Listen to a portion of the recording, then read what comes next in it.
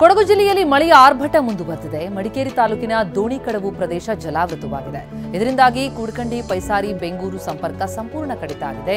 ನಾಡದೋಣಿಯಲ್ಲಿ ಅಪಾಯಕಾರಿ ಪ್ರವಾಹ ದಾಟುವ ಸಾಹಸ ಮಾಡಲಾಗ್ತಾ ಇದೆ. ಧಾರಾಕಾರ ಮಳೆಗೆ ಉಡುಪಿ ಜಿಲ್ಲೆಯಲ್ಲಿ ನಾನಾ ಅವಾಂತರ ಸೃಷ್ಟಿಯಾಗಿದೆ. ಬೈಂದೂರು ತಾಲೂಕಿನ ನಡುಪಡುಕೋಣೆಯಲ್ಲಿ 10 ಕುಟುಂಬಗಳಿಗೆ ಜಲದಿಗ್ಬಂಧನ.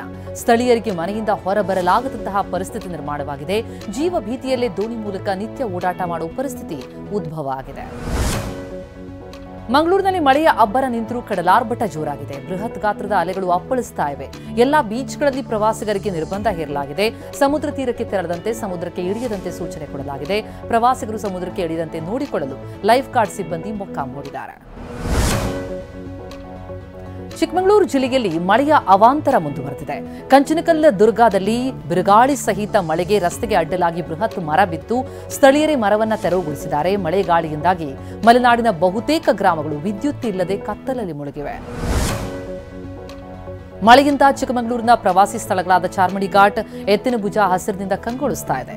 ಚಾರ್ಮಡಿ ಘಾಟ್ನಲ್ಲಿ ಧುಮ್ಮಿಕ್ಕುವ ಜಲಪಾತಗಳ ವೈಭವ, ಎತ್ತಿನಭುಜದಲ್ಲಿ ಹಸಿರಿಗೆ ಮುತ್ತಿಕ್ಕಿದ ಮಂಜಿನ ರಾಶಿ ಡ್ರೋನ್ ಕ್ಯಾಮೆರಾದಲ್ಲಿ ಸೆರೆಯಾಗಿದೆ.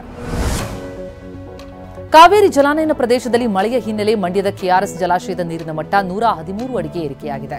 ಕನ್ನಬಾಡಿ ಕಟ್ಟೆಗೆ 29,368 ಕ್ಯೂಸೆಕ್ಸ್ ನೀರು ಹರಿದು ಬರ್ತಾ ಇದೆ.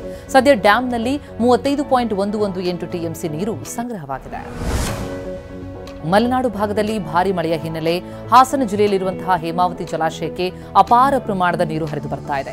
19,546 ಕ್ಯೂಸೆಕ್ಸ್ ಒಳಹರಿವಿದ್ದು 1,040 ಕ್ಯೂಸೆಕ್ಸ್ ನೀರು ಹೊರಕ್ಕೆ ಬಿಡಲಾಗ್ತಾ ಇದೆ. ಜಲಾಶಯ ಭರ್ತಿಯಾಗಲು 11 ಅಡಿ ನೀರು ಮಾತ್ರ ಬೇಕಾಗಿದೆ. ಕೇರಳದ ವಯನಾಡಿನಲ್ಲಿ ಭಾರೀ ಮಳೆಯಾಗ್ತಿರುವುದರಿಂದ ಕಬಿನಿ ಜಲಾಶಯದ ಒಳಹರಿವಿನ ಪ್ರಮಾಣದಲ್ಲಿ ಮತ್ತಷ್ಟು ಏರಿಕೆಯಾಗಿದೆ. 21,579 ಕ್ಯೂಸೆಕ್ಸ್ ನೀರು ಹರಿದು ಬರ್ತಾ ಇದ್ದು 9,875 ಕ್ಯೂಸೆಕ್ಸ್ ನೀರು ಹೊರಹರಿವಿದೆ. ಗರಿಷ್ಠ 84 ಅಡಿ ಇರುವ ಜಲಾಶಯದ ಇವತ್ತಿನ ನೀರಿನ ಮಟ್ಟ 80.51ರಷ್ಟಿದೆ. ಅಮೆರಿಕ ಅಧ್ಯಕ್ಷ ಡೊನಾಲ್ಡ್ ಟ್ರಂಪ್ ಜೊತೆ ಪ್ರಧಾನಿ ನರೇಂದ್ರ ಮೋದಿ ಮಾತುಕತೆ ನಡೆಸಿದ್ದಾರೆ. ಟ್ರಂಪ್ ಮನವಿಯ ಮೇರೆಗೆ ಪ್ರಧಾನಿ ಮೋದಿ ದೂರವಾಣಿ ಕರೆ ಮಾಡಿದ್ದಾರೆ.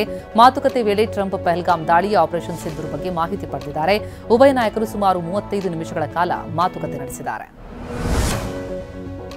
ಭಾರತಕ್ಕೆ ಇತರೆ ದೇಶದ ಮಧ್ಯಸ್ಥಿಕೆ ಅಗತ್ಯ ಇಲ್ಲ ಅಂತ ಪ್ರಧಾನಿ ನರೇಂದ್ರ ಮೋದಿ ಅಮೆರಿಕ ಅಧ್ಯಕ್ಷ ಡೊನಾಲ್ಡ್ ಟ್ರಂಪ್ಗೆ ಸ್ಪಷ್ಟಪಡಿಸಿದ್ದಾರೆ.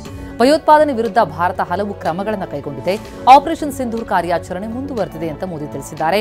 ಇದೇ ವೇಳೆ ಭಾರತಕ್ಕೆ ಆಗಮಿಸುವಂತೆ ಟ್ರಂಪ್ಗೆ ಮೋದಿ ಆಹ್ವಾನಿಸಿದ್ದಾರೆ. ಲೋಕಾಯುಕ್ತಕ್ಕೆ ಮೇಜರ್ ಸರ್ಜರಿ ಮಾಡೋದಕ್ಕೆ ರಾಜ್ಯ ಸರ್ಕಾರ ಚಿಂತನೆ ಮಾಡಿದೆ. ಇತ್ತೀಚೆಗೆ ಹಿರಿಯ ಅಧಿಕಾರಿಯೊಬ್ಬರಿಂದ ಕೋಟಿ ಲೂಟಿ ಬಗ್ಗೆ ಆಪಾದನೆ ಕೇಳಿಬಂದ ಹಿನ್ನೆಲೆ ಸರ್ಕಾರ ಅಲರ್ಟ್ ಆಗಿತ್ತು. ಅಧಿಕಾರಿಗಳು ಸಿಬ್ಬಂದಿ ವರ್ಗಾವಣೆ ಮಾಡಿ ನಿಷ್ಠಾವಂತ ಅಧಿಕಾರಿಗಳಿಗೆ ಮಣೆ ಹಾಕೋದಕ್ಕೆ ಸರ್ಕಾರ ಮುಂದಾಗಿದೆ ಎನ್ನಲಾಗಿದೆ. ಮೈಸೂರಿನಲ್ಲಿ ಟೊಮ್ಯಾಟೊ ಬೆಲೆ ಪಾತಾಳಕ್ಕಿಳಿದಿದೆ. ಕೆಜಿ ಟೊಮ್ಯಾಟೊ ₹1 ಖರೀದಿ ಮಾಡುವರಿಲ್ಲ. ಇದರಿಂದ ಕಂಗಾಲಾಗಿರುವಂತಹ ರೈತರು ಪ್ರತಿಭಟನೆ ನಡೆಸಿದ್ದಾರೆ. ಬಂಡಿಪಾಳ್ಯದಲ್ಲಿ ರಸ್ತೆಗೆ ಟೊಮ್ಯಾಟೊ ಸುರಿದ ರೈತರು ಸೂಕ್ತ ಬೆಲೆ ನಿಗದಿ ಮಾಡುವಂತೆ ಆಗ್ರಹಿಸಿದ್ದಾರೆ.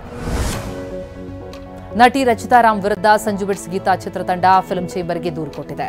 ಫುಲ್ ಪೇಮೆಂಟ್ ಕೊಟ್ಟಿದ್ರೂ ಕೂಡ ಸಿನಿಮಾ ಪ್ರಚಾರಕ್ಕೆ ರಚಿತಾ ಬಂದಿಲ್ಲ. ಸಿನಿಮಾ ರಿಲೀಸ್ ವೇಳೆ ಚಿತ್ರತಂಡದ ಜೊತೆ ಸಪೋರ್ಟ್ಗೆ ನಿಂತಿಲ್ಲ. ಹೀಗಾಗಿ ಅವರ ಮೇಲೆ ಕ್ರಮ ಕೈಗೊಳ್ಳಬೇಕು ಅಂತ ಚಿತ್ರ ನಿರ್ದೇಶಕ ನಾಗಶೇಖರ್, ನಟ ಶ್ರೀನಗರ ಕಿಟ್ಟಿ ದೂರು ಕೊಟ್ಟಿದ್ದಾರೆ. ನಟ ದರ್ಶನ್ ಕೇರಳದ ಕೊಟ್ಟಿಯೂರಿನಲ್ಲಿರುವಂತಹ ಶಿವನ ದೇವಸ್ಥಾನಕ್ಕೆ ಭೇಟಿ ಕೊಟ್ಟರು.